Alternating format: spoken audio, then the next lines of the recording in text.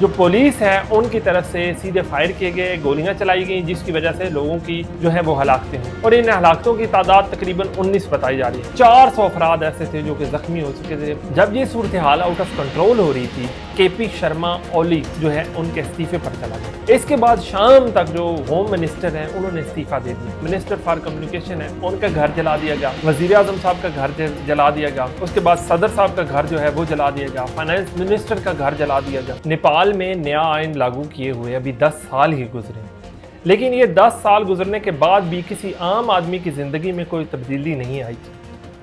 वही वहाँ के मौजूद जो लोग थे वो रोजगार की तलाश में वहाँ पर रहने की बजाय गैर मुल्क में जाने को फौकियत दे रहे थे। वहाँ पर लोगों को अपनी एजुकेशन के मुताबिक ना तो रोजगार मिल रहा था और ना ही वहाँ पर उनको बेहतर मौके मिल रहे थे। तो ऐसी सूरत हाल में नेपाल के लोगों में फ्रस्ट्रेशन जो है वो मुसलसल बढ़ रही थी। जब फ्रस्ट्रेशन मुसलसल बढ़ रही थी ऐसी सूरत हाल में नेपाली हुकूमत की जानिब से एक बहुत फाश गलती हुई। उनसे गलती ये हुई कि उन्होंने 4 सितंबर को सोशल मीडिया जो है उसको बैन कर दिया। इससे पहले उन्होंने जो सोशल मीडिया एप्लीकेशंस हैं उनको एक नोटिस जारी किया था। उस नोटिस में उन्होंने ये कहा था कि आप अपनी जो सरगर्मियां हैं उनको हुकूमती सरगर्मियों के मुताबिक, हुकूमती कवानीन के मुताबिक रेगुलराइज करें।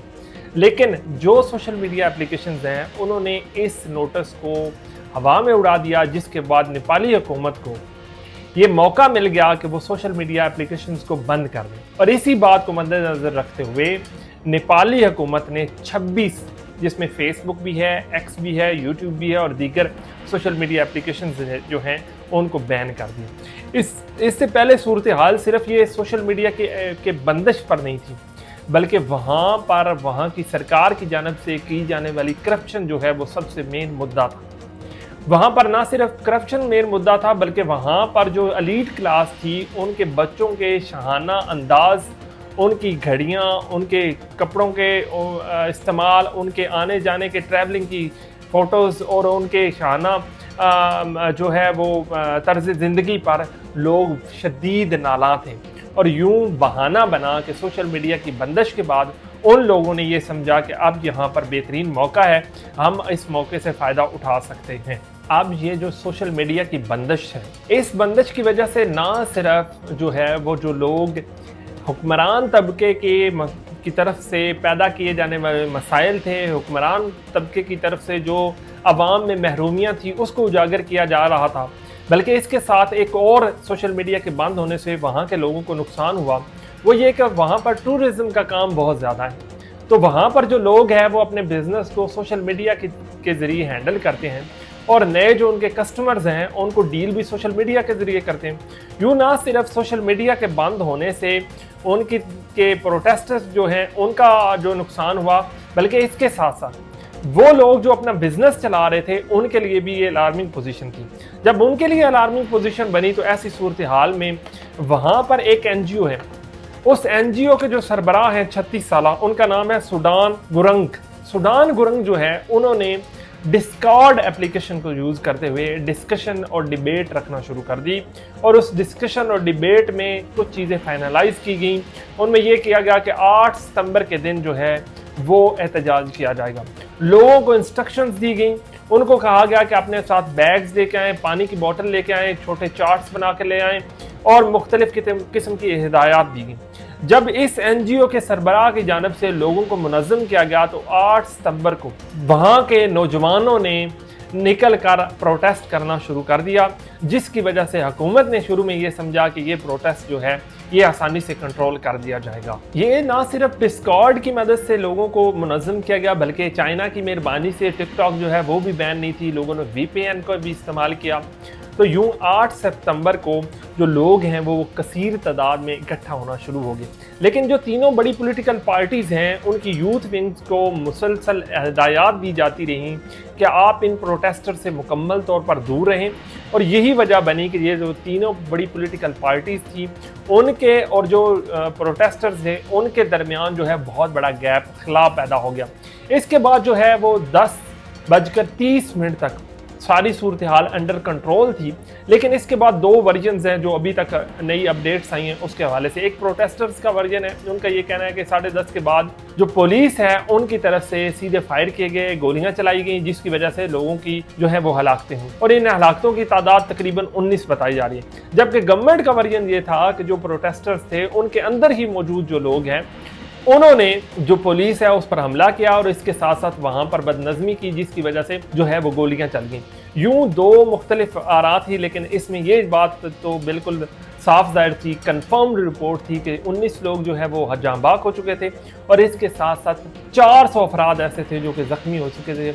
इस सूरत हाल को काबू पाना बहुत मुश्किल हो रहा था, लिहाजा ऐसी सूरत हाल में जो नेपाली गवर्नमेंट है वो अंडर प्रेशर आना शुरू हो गई थी। जब ये सूरत हाल आउट ऑफ कंट्रोल हो रही थी, जब 19 लोग मारे जा चुके थे, 400 के करीब लोग जो है वो शदीद अंदाज में ज़ख्मी थे, ऐसी सूरत हाल में बहुत सारे लोगों को सर में या सीने में गोलियां लग चुकी थी, तो ऐसी सूरत हाल में जो है वो मॉब जो है वो आउट ऑफ कंट्रोल होता जा रहा था। और अब उनका जो मुतालबा है सोशल मीडिया से पाबंदी हटाने की बजाय केपी शर्मा ओली जो है उनके इस्तीफे पर चला गया। इसके बाद शाम तक जो होम मिनिस्टर हैं उन्होंने इस्तीफा दे दिया। ये सूरत हाल 2006 के किंग जो उस वक़्त के किंग थे उनके खिलाफ प्रोटेस्ट में मारे जाने लोगों से भी ज़्यादा संगीन सूरत हाल थी, इसमें ज़्यादा लोग मारे जा चुके थे। यूं नेपाल जो पहली दफ़ा इस तरह की सूरत हाल से नबर्द आज़मा हो रहा था उसके लिए ये बहुत बड़ा चैलेंज बनता जा रहा था।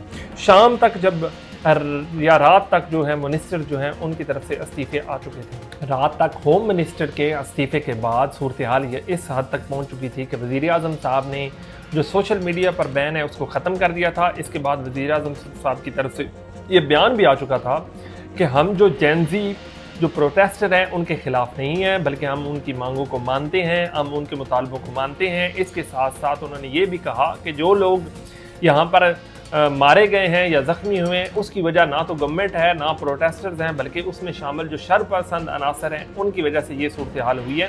इसके बाद रात के बाद जो है एग्रीकल्चर मिनिस्टर ने भी इस्तीफा दे दिया था, लेकिन सूरत हाल जो है वो मुसलसल बेकाबू हो रही थी। इस वक्त तक भी नेपाली सरकार का ये ख्याल था कि सूरत हाल को कर्फ्यू लगाकर कंट्रोल में कर लिया जाएगा, लेकिन उनसे देर हो चुकी थी। अब लोग जो है वो इकट्ठे हो चुके थे और आज ही सुबह के वक्त जो है वो लोगों ने इकट्ठे होकर पार्लियामेंट हाउस की तरफ बढ़ना शुरू कर दिया। सबसे पहले जो मिनिस्टर फॉर कम्युनिकेशन है उनका घर जला दिया गया, वज़ीर आज़म साहब का घर जला दिया गया, उसके बाद सदर साहब का घर जो है वो जला दिया गया, फाइनेंस मिनिस्टर का घर जला दिया गया। यूँ सूरत हाल अबतर से अबतर होती गई और आज दोपहर के वक्त जो है पार्लियामेंट जो है नेपाली पार्लियामेंट उसको भी आग लगा दी। यूँ मॉब जो है वो आउट ऑफ कंट्रोल हो चुका था, उसका बहुत सारी जगहों पर कब्जा हो चुका था और वहाँ पर मौजूद जो प्राइम मिनिस्टर थे उन्होंने इस्तीफ़ा दिया और इस्तीफ़ा देने के साथ साथ वो फौरी तौर पर हेलीकॉप्टर पर सवार होकर कैंट एरिया या किसी और एरिया में महफूज जगह पर भाग गए। अब सूरत हाल ये है कि वहाँ पर हुकूमत ख़त्म हो चुकी है, लेकिन नेपाली हुकूमत की एक बात जो सेंसिबल यहाँ पर लगी वो ये थी कि जिस तरह बांग्लादेश की हुकूमत में शेख हसीना वाजिद साहिबा ने ये किया था कि प्रोटेस्टर्स जब उनकी तरफ लपक रहे थे, उनकी तरफ बढ़ रहे थे, तो उन्होंने उनको देशद्रोही कह दिया, गद्दार कह दिया और यहाँ तक कि 1500 तक लोग जो हैं वो मारे जा चुके थे। मुल्क की सूरत हाल बहुत ख़राब हो चुकी थी। लेकिन यहाँ पे ओली जो हैं जो प्राइम मिनिस्टर ऑफ नेपाल थे उन्होंने एक दफ़ा फिर कहा है कि मैंने जो इस्तीफ़ा दिया है वो इसलिए दिया है कि हम रिकन्सिलेशन की तरफ बढ़ें, हम मुल्क को किसी बेहतर निज़ाम की तरफ बढ़ता हुआ देखना चाहते हैं। तो यूँ ये सूरत हाल हुई है कि करप्शन और अवाम की जुबों हाली और अवाम जो गुर्बत में फंसी हुई थी, बेरोज़गारी में फंसी हुई थी, तो ऐसी सूरत हाल में नेपाली अवाम और वहाँ की जेनजी जो प्रोटेस्टर्स हैं, नए नौजवान हैं, उन्होंने हुकूमत का तख्ता उलट दिया है।